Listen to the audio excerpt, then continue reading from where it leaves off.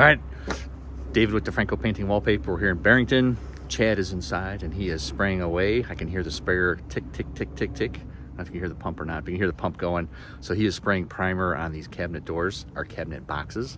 So we're gonna go inside and take a look at the cabinet boxes because people ask, should I paint the insides of cabinets? You can see why we're painting the insides of these. All right, let's go take a look, see what he's don't do.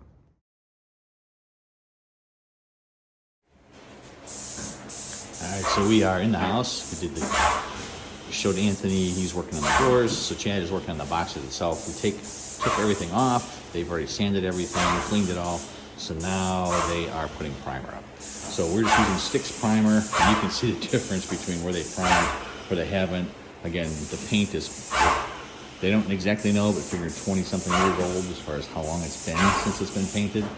So we just wanted to make sure, since we're using Chantilly lace, which is a brighter white, we put a little bit of the primer, the color in the primer to make sure it kind of comes through as we would like.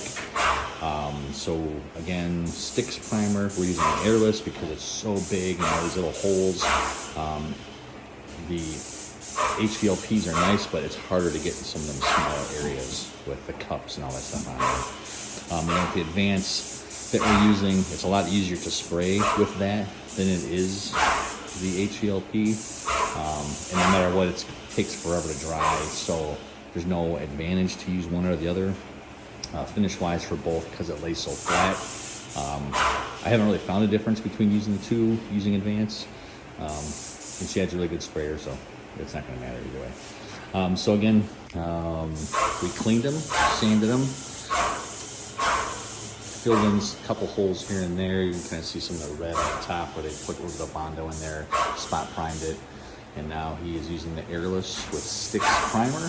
And then when that is dry, probably about 2 hours by the time everything's said and done, before we go home tonight on Friday, we will spray it again with Advance, so that way by the weekend, it'll dry out. We can tape it, sand it, whatever we need to do. And then next week we can work on the island. So the island, there'll be two colors. It's a darker gray on the outsides here, but the insides we're spraying white, and then the faces will be a darker gray, and the doors will be darker gray. So a little bit different way to do it, but I think it's gonna be pretty cool. We don't typically paint the insides of cabinets like this. Typically it's just the outsides, but they've already painted. And once we kind of started looking at it, it didn't really make sense for us not to paint the inside, because you can see it's a huge difference between just primer already. So once it's painted, they'll never have to worry about painting this again. I've got questions on painting cabinets, products that we're using, cost. Shoot us a text, let us know. Don't forget to subscribe to the channel, and we'll make sure we answer all your questions. It could be the next subject of another video. Hope you guys have a great day. God bless. All right, so here are the drawer fronts and the doors that are here at the shop. So these cabinets were painted, we were told, 20-something years ago. We don't exactly know when. They were used with a brush and a roller. You can see the brush and roller marks. We're gonna spray it.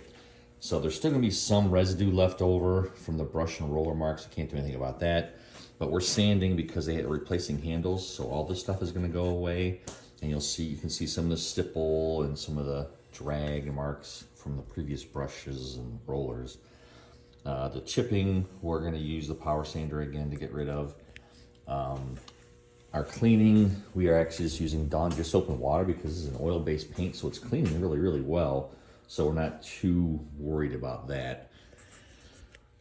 The biggest thing is prep work as far as,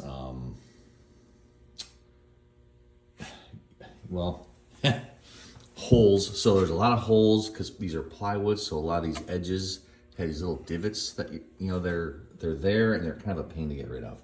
So regular Bondo gets rid of it, and then wood putty. So it's a double edge thing. So wood putty is going in the hole, and then the final coat is automotive spot glazing putty that gets rid of the holes. You can see where Anthony's been power sanding already. That gets us a mechanical bite that we're looking for. And then we will be using sticks primer, and we tinted it a little close to Chantilly lace. And then we will be repainting everything with Benjamin Moore Advanced Chantilly lace. Now I know we've talked about the different paints that we use. I'm not a huge fan of the Benjamin Moore Advanced urethane because of the dry time at 16 hours.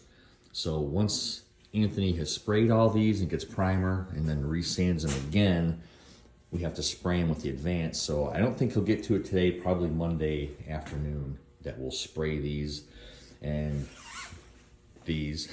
So there's a ton of them. And it's just a matter of, okay, how are we gonna get it to dry? Because it has to sit for 16 hours. So once he sprays, 16 hours, you can't do anything for recoats. So it gets kind of tricky. We'll go take a look at the house and see how they're doing inside there and preparing the boxes for paint. And let's go take a look at that.